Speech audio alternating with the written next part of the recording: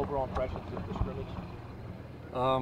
Like the improvement on the defense in 4-minute situations. Our offense had been bullying around the defense for several practices, and the last scrimmage in big personnel. The defense took it to heart and went to work on their techniques. No change in scheme or strategy, just one side of the ball challenging another side of the ball, and that healthy back and forth, I thought that's what makes a winning team, and so I'm pleased that's been going on back and forth in camp. Last time, no turnovers created. Any turnovers created from the defense this time? There were, yeah, and that's, I mean, you know the game well. Turnovers usually happen when one side starts to press, and so the defense got a few stops early, and offense starts to press a little more, getting some long yardage situations, and that's usually when turnovers occur. So it was good from that standpoint for the offense to realize and recognize the result of turnovers and see it happen in a competitive situation, and defensively to keep alive the hope that you can get them. Where did those turnovers come from? Do you know what the personnel was? I can't remember specifically the turnovers that happened.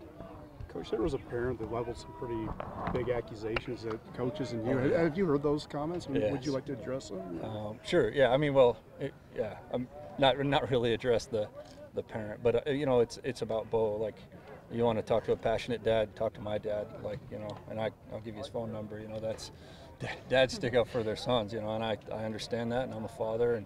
But my work and my worries are about my relationship with Beau, and I feel like that's in a really good spot, and Beau's in a really good spot. So that's what 100% of our focus is on right now. How do position changes come about, and what goes into them? Yeah, that's a good question. I appreciate that. So the head coach and the special teams coordinator are all on most every team going to be the guys making a lot of the early decisions about where we look at personnel. And the reason for that is the special teams coordinator works with every single player on the roster. There's no player on this roster that doesn't have a daily job in the special teams area, and except the exception to that would be the quarterbacks. But when we talk about having a large depth chart at quarterbacks, and guys look at which players can move and help the team at another position. And so I'm generally involved in those conversations. It's not particular to BYU. It's not particular to me. It's a special teams coordinator duty at all schools. And then in the case of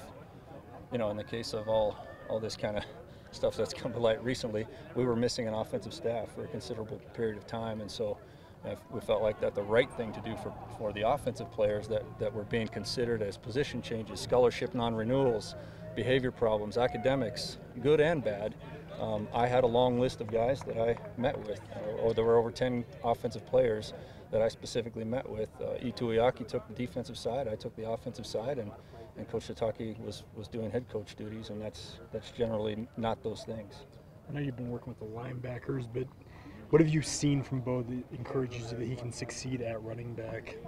Well, he's one of the best pure athletes on our team. Strength, speed, size. His in terms of our strength coach's evaluation of his toughness and power, he's at the very top of our team. And so just the decision was made. Definitely not my decision in any way. It's just the whole staff, or whatever staff is available, looks at the possibilities. And the general criteria goes like this. X player is at number 3 through 5 on the depth chart on this side of the ball, or at this position. Can he move up at another position? And we're just taking our best guess, and we're often right and we're often wrong. And we're totally, Coach Sitake and I have really passionate dads, so we know all about that, right? Did Kalani ultimately sign off on a position change in regards to Beau, though? Oh, absolutely. Yeah, nothing. I make no final decisions in this program, as it should be. I think Grimes and A-Rod are all involved in that as well after the spring evaluation, because Beau was playing quarterback in spring. Oh, of course, yeah. That's completely their decision. When the new offensive staff was at that point out, then I'm just one voice in the room, a guy whose job it is to daily look at every single player on the roster. How can this running back or this quarterback or this defensive back help us on special teams? So you get a lot of phases on special teams. It's blocking, it's tackling, it's offensive formation based, it's defensive sound football based. That's what special teams are. And so generally the offensive coordinator, position coaches are going to come to me, ask me, the head coach, and say, what do you think about this guy? Do you think he play another position? What's your evaluation of him?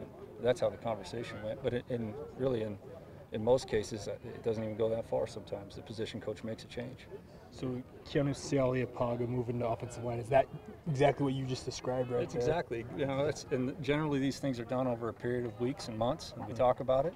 In Keanu's case, we actually talked about it in the spring. He went and visited with the offensive staff.